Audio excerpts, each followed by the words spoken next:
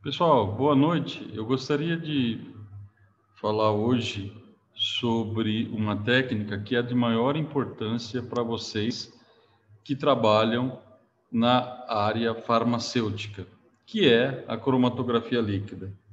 Anexo a esse vídeo, onde eu vou expor os slides, as principais características da cromatografia líquida, eu anexei o vídeo da execução da prática propriamente dita, onde nessa prática nós fizemos a determinação da cafeína em medicamento por cromatografia líquida. E qual medicamento que a gente analisou? É um medicamento que todos vocês conhecem, que é o antitérmico e analgésico, a dipirona, e a marca de fantasia foi a Neosaldina. Daqui a pouquinho eu vou dar maiores detalhes sobre isso, para que vocês possam se situar, e é em cima desse medicamento que nós iremos realizar todos os cálculos e as atividades que vocês me entregarão. Então, a cromatografia líquida, ela compreende uma fase móvel e uma fase estacionária. Enquanto que em cromatografia, a gás, a fase móvel, como o próprio nome diz, é um gás, na cromatografia líquida, a fase móvel é um líquido, um solvente. Então, essa fase móvel, ela tem a função de transportar os componentes da amostra através da fase estacionária. E o que é a fase estacionária? A fase estacionária retém de modo diferenciado os componentes da amostra ou da mistura. E essa fase estacionária, é importante se dizer, ela é immiscível na fase móvel e ela está fixa dentro de colunas. Então, isso que se baseia os métodos cromatográficos. Aplicando-se métodos cromatográficos, a gente tem a separação cromatográfica, onde ocorre a distribuição diferenciada dos componentes da mistura entre a fase móvel e a fase estacionária. E por que acontece essa distribuição diferenciada? Por causa que os analitos migram com velocidades diferentes dentro da coluna, devido ao fato de que eles têm interações diferentes com a fase estacionária. Por isso, então, que acontece a separação dos constituintes da amostra ou da mistura em bandas, zonas ou picos cromatográficos. Então, essa é a base da cromatografia.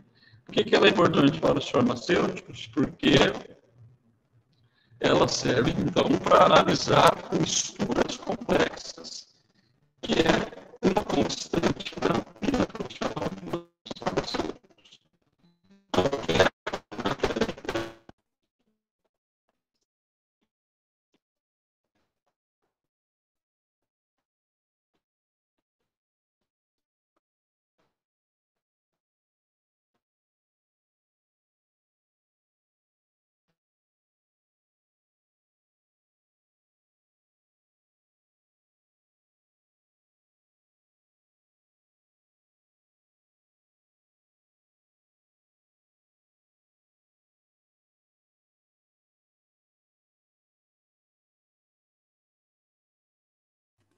Bom, então,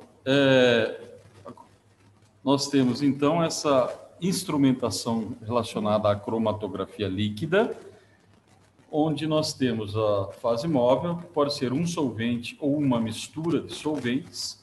Existem bombas que coletam esses solventes e fazem a mistura de ambos, dois ou mais solventes, se for o caso. A amostra que é injetada e arrastada pelo solvente pela coluna cromatográfica e, finalmente, um detector que detecta o analito ou os analitos que eluem, que saem da coluna, gerando, então, um cromatograma.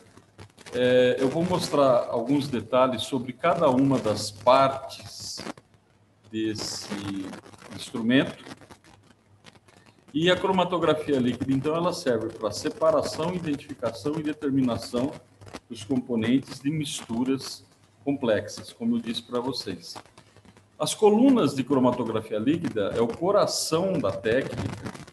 Elas são muito diferentes em relação à cromatografia gasosa. elas são constituídas por um tubo de aço recheada com a fase estacionária. A fase estacionária, conforme a gente vai ver também, ela possui uma série de características que as diferenciam umas das outras.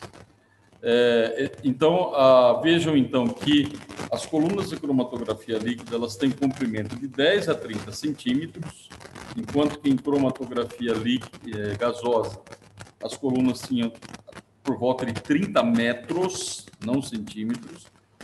O diâmetro é 4 a 10 milímetros, então o diâmetro pode chegar a 1 centímetro, enquanto que em cromatografia gasosa era uma coluna muito fininha, com um diâmetro por volta de 0,25 milímetros. E a fase estacionária são partículas de 5 a 10 micrômetros. As fases estacionárias preenchem o interior da coluna, por onde a fase móvel passa. É nessa região que acontece a interação dos analitos com os constituintes da fase estacionária. Às vezes, antes de atingir a coluna, a mistura passa por uma pré-coluna. A pré-coluna tem a função de segurar o material particulado, a sujeira que está presente na amostra. Então, ela preserva a coluna, que é um item bastante caro, e aumenta a vida útil da coluna. Então, em muitas situações, especialmente em amostras muito sujas, é necessário o uso de pré-colunas. Falando um pouquinho sobre a fase estacionária, a fase estacionária é uma chamada de fase ligada, onde no material inicial que constitui a fase estacionária, eu tenho grupos SiOH. SiOH é de sílica. Eu modifico a superfície desse material, fazendo uma reação química, proporcionando uma ligação covalente com grupos sililados com diferentes características. Então, eu consigo, a partir de sílica, gerar diversos tipos de materiais com características polares ou apolares. Então, por exemplo, nesse grupo R aqui, eu posso ter um grupo amino, um grupo ciano, um grupo diol. Esses três grupos têm características polares. Então, colunas de cromatografia líquida com características polares, elas são usadas para separar compostos polares a polaridades intermediárias. Porém, eu também posso gerar fases estacionárias com características apolares. Se R, por exemplo, for octadecil, octil ou fenil, eu gero uma coluna com características mais apolares. E ela é bem mais utilizada para separar compostos apolares a polaridades intermediárias. Então, a escolha da fase ligada depende da polaridade dos compostos que se deseja comparar. Eu tenho que fazer uma escolha prévia do tipo de coluna que eu vou utilizar na minha separação. É importante se dizer que eu encontro no comércio todos os tipos possíveis de coluna que atendem às minhas necessidades. Então, a partição é o fenômeno responsável pela separação dos constituintes da mistura complexa que eu desejo analisar. Então, é um processo de solubilidade do componente entre as fases móvel e fase estacionária. Então, há uma competição pelo analito entre a fase móvel e a fase estacionária. Se o analito tiver maior solubilidade na fase móvel, ele se arrastará rapidamente e eluirá da coluna com um tempo menor. Se, por outro lado, o analito tiver uma maior interação com a fase estacionária, ele ficará retido na coluna e demorará um tempo maior para eluir da coluna. Então, a solubilidade na fase móvel e fase estacionária vem lá da química básica. Ela depende do caráter polar ou apolar dos analitos ou das substâncias que eu estou analisando. A coluna mais utilizada atualmente é a coluna chamada C18. É uma coluna onde esse grupo R, é uma coluna de fase estacionária ligada, onde esse grupo R é um radical com 18 átomos de carbono. Ela tem um caráter totalmente apolar e ela é utilizada em combinação com solventes, com fases móveis polares. Então, a cromatografia que mais se utiliza hoje em dia é a cromatografia C18, com característica apolar, em combinação com fases móveis polares. A esse tipo de cromatografia chama-se cromatografia de fase reversa. E o objetivo de toda análise cromatográfica é fazer uma separação cromatográfica ou resolução cromatográfica.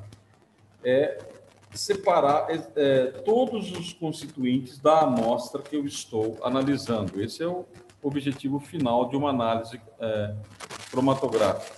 O problema é que quando eu injeto uma mistura, coluna cromatográfica, há um alargamento das bandas ou dos picos. E por que acontece isso? Porque quando eu injeto o analito na coluna, ele começa a percorrer a distância da coluna e, devido ao fato, a difusão que existe, a interação com a fase estacionária, ele começa a se alargar, de tal maneira que é comum em cromatografia líquida eu ter picos largos, o que não é muito desejável. Quanto maior o tempo de retenção que um analito leva para percorrer a coluna, mais largo será o pico que elui dessa coluna, relativo a esse analito. Então, isso tem a ver com a dispersão natural que acontece quanto maior for o tempo que o analito permanece dentro da coluna. Esse alargamento de bandas, ele é inevitável, ele é indesejável, mas eu consigo controlar, é controlável. Eu posso controlar esse alargamento para colocá-los em níveis adequados. Eu posso otimizar as variáveis que controlam a separação cromatográfica. Então, por exemplo, eu posso escolher uma fase estacionária mais adequada, eu posso escolher uma fase móvel mais adequada, eu posso escolher a eluição isocrática ou por gradientes. O que é isso? Eluição isocrática é quando eu utilizo uma única fase móvel. Eluição por gradientes é quando eu utilizo fases móveis que variam durante a corrida cromatográfica. E também a vazão da fase móvel, né? O fluxo da fase móvel. Todos esses fatores afetam a obtenção de picos largos ou mais finos.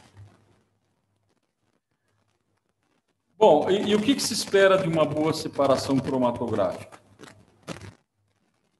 Diferença nos tempos de eluição dos picos. O mais afastado possível. Um pico deve estar o mais separado possível dos outros. Isso se chama uma melhor resolução cromatográfica. Com relação ao alargamento dos picos, quanto mais estreitos forem os picos, melhor será a separação. Porque quanto mais largo for o pico, maior a chance de haver sobreposição de analitos diferentes.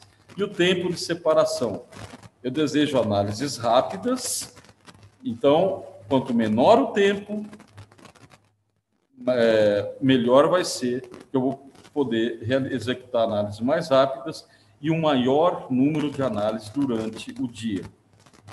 Então, para fazer uma otimização de uma análise cromatográfica visando otimizar todos esses parâmetros, eu faço normalmente escolha da fase estacionária, escolha da fase móvel, eluição isocrática ou por gradientes e vazão da fase móvel. Todos esses parâmetros são avaliados para se gerar uma condição ótima de análise cromatográfica.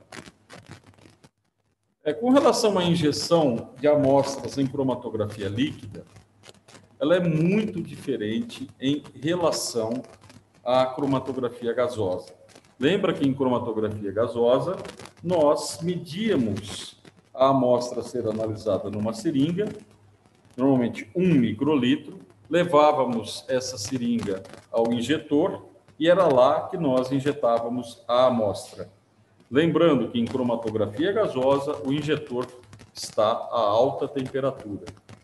O injetor de cromatografia líquida é muito diferente. A gente utiliza um injetor como esse aqui.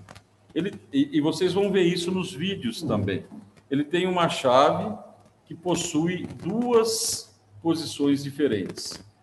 Nessa posição é chamado posição carregar. Na outra posição é chamado posição injetar. Vou explicar. Em cromatografia líquida, eu tenho um loop ou alça de amostragem. Na prática de hoje, esse loop ele vai ter um volume de 20 microlitros. Então, o que eu faço? Eu encho a seringa com um volume superior a 20 microlitros e transfiro a amostra para dentro do loop com a chave nessa posição, na posição de carregar. Eu garanto, então, que eu encho totalmente o reservatório e é uma análise muito reprodutível, porque como eu pego um volume a mais de amostra em relação à capacidade do reservatório, eu garanto que em toda injeção eu vou estar injetando exatamente o volume do reservatório, que no caso da prática de hoje é 20 microlitros. Nessa posição da chave, o que está acontecendo? A fase móvel que está sendo bombeada pelo sistema, ela está fazendo esse caminho aqui indicado em azul, como estou mostrando aqui na seta. Ela não passa pelo reservatório. Ele faz esse atalho aqui. Ele entra por aqui e sai por aqui. Porém, quando eu mudo a chave na posição de injetar, a fase móvel vindo da coluna, ela começa a fazer um caminho diferente. Ela passa pelo reservatório, arrasta a amostra que eu enchi o reservatório e essa amostra é direcionada para a coluna onde ocorrerá o processo de separação cromatográfica.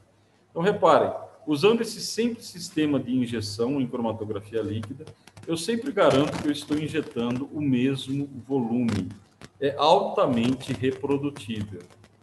Vocês vão ver detalhes sobre isso no vídeo que eu postei para vocês. Existem reservatórios de vários volumes, né? De 5 a 500 microlitros. Até mesmo volumes menores para equipamentos um pouco mais que trabalham com quantidades menores. E os volumes típicos, né, de 5 a 500, nós injetamos na prática de hoje 20 microlitros. Não é mililitro, é microlitros, tá? E com relação à detecção, como é que acontece a detecção? Existem vários tipos de detecção. Detecção de ultravioleta visível, eu consigo pegar níveis muito baixos do analito, se ele absorver na região UV ou visível. O detetor UV visível é o mais comum utilizado no mundo hoje. Uma série de aplicações tem sido feitas com esse detector. Tem o detector de fluorescência, que vocês já estudaram, né? Nós já trabalhamos com fluorescência, onde eu meço a intensidade de luz emitida por uma substância fluorescente. Os níveis de detecção são muito baixos, 10 a menos 9 gramas por ml ou 10 a menos 6 gramas por litro, uma massa muito baixa, fluorescência ainda menor, índice de refração pouco utilizado no mundo hoje. O que acontece é que quando o analito chega no detector, o índice de refração muda, mas o problema desse detector, embora ele seja universal, ele é pouco sensível. O nível que ele consegue pegar é muito pior do que o detector, por exemplo, o VVIS. O mais comum, o mais seletivo, o que consegue pegar níveis mais baixos hoje em dia é a espectrometria de massas. Ele tem uma série de particularidades que permite que eu consiga realizar análises muito sensíveis e muito seletivas. Na realidade, esses dois aqui são os principais, o VVIS e espectrometria de massas. Na prática de hoje, nós vamos trabalhar com o detector de UV-Vis. O que acontece o detector UV-Vis. O fluxo vindo da coluna, ele passa por pelo detector, que nada mais é do que uma cubeta de quartzo, onde eu estou emitindo um comprimento de onda, um raio de luz num comprimento de onda específico. Se esse analítico absorver esse comprimento de onda, haverá uma absorção, e essa absorção será medida. Muito parecido com o que nós fizemos naquela prática de espectrofotometria no UV visível, onde nós detectamos o complexo colorido de ferro. Então, aqui eu meço a absorbância constantemente. Hora que um analítico arrastado pelo eluente chega nessa região de detecção, há um aumento na absorbância e ela é detectada, e ela é medida. Bom, na prática de hoje, a gente vai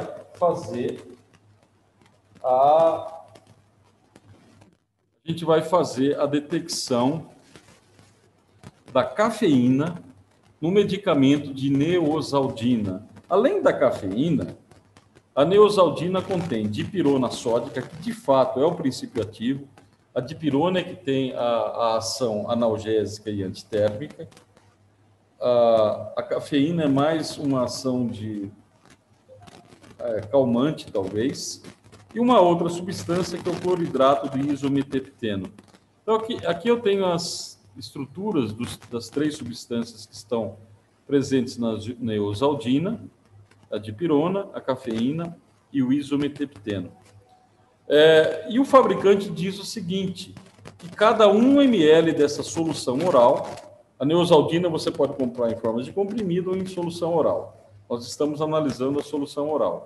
Cada 1 ml dessa solução oral, mais ou menos 20 gotas, contém 30 miligramas de cafeína. É isso que a gente vai verificar. Esse é o valor de referência. Esse é o valor dito pelo fabricante. Será que ele está falando a verdade? A gente vai verificar isso. Bom, detalhes experimentais. Nós vamos utilizar uma coluna C18, que vocês já sabem o que é, como fase estacionária. Ela tem um comprimento de 25 centímetros e 0,46 centímetros de diâmetro. No vídeo relacionado à execução da prática, eu mostro claramente a coluna que nós empregamos.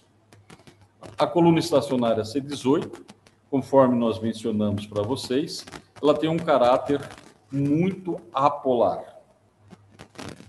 Demais características. Esses dados que eu estou passando para vocês, eles foram objeto de otimização. Vocês já vão receber a análise otimizada. Mas o analista trabalhou muito tempo em cima disso. E é nesse ponto que atuam os profissionais, na otimização dos métodos analíticos.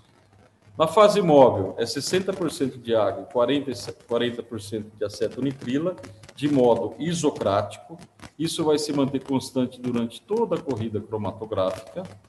E o fluxo da fase móvel vai ser 1 ml por minuto. Nós usamos um detector de UV visível e o comprimento de onda emitido durante toda a análise, esse aqui vai ser 273 nanômetros. Por quê? Porque é nesse comprimento de 273 nanômetros que a cafeína absorve. E o volume de injeção é 20 microlitros, conforme eu havia dito anteriormente. A parte experimental envolve, inicialmente, a construção da curva de calibração ou construção da curva analítica, né? Hoje em dia não se utiliza mais o nome curva de calibração, embora a gente use constantemente. A nomenclatura correta é curva analítica. A solução estoque, ela tem uma concentração de cafeína de 100 miligramas por litro.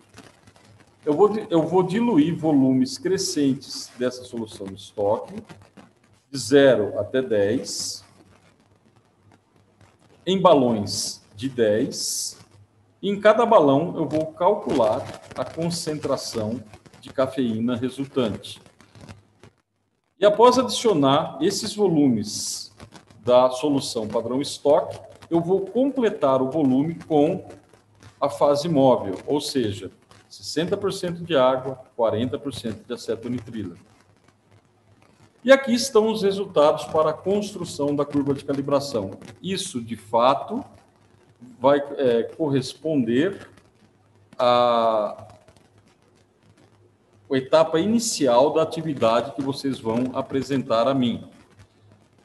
O ponto 0 não está incluído, mas ele deve ser incluído na sua atividade. 0 de cafeína, 0 de área, ok? Nós não vamos trabalhar com altura, nós vamos trabalhar com área. O tempo de retenção, nesse caso, é só uma curiosidade.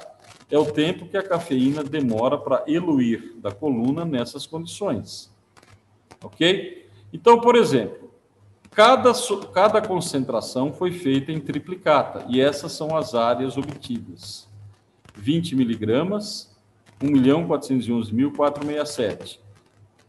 Aqui eu tenho duas opções. Ou eu faço uma média das áreas e coloco no gráfico essa média com a concentração de cafeína de 20. Isso é válido para toda a concentração de cafeína. Ou eu posso trabalhar com os três valores simultaneamente. Eu coloco tudo no mesmo gráfico, esses três valores, na mesma concentração. A equação da reta, o R² será exatamente o mesmo, ok? E aqui eu tenho os cromatogramas obtidos com os padrões da cafeína. Isso também é mostrado no vídeo para vocês. Tá? Aqui eu tenho 5 cromatogramas sobrepostos. Vejam que a área do pico cromatográfico referente à cafeína, ela vai crescendo, crescendo, ok? E isso eu faço a correlação com a concentração.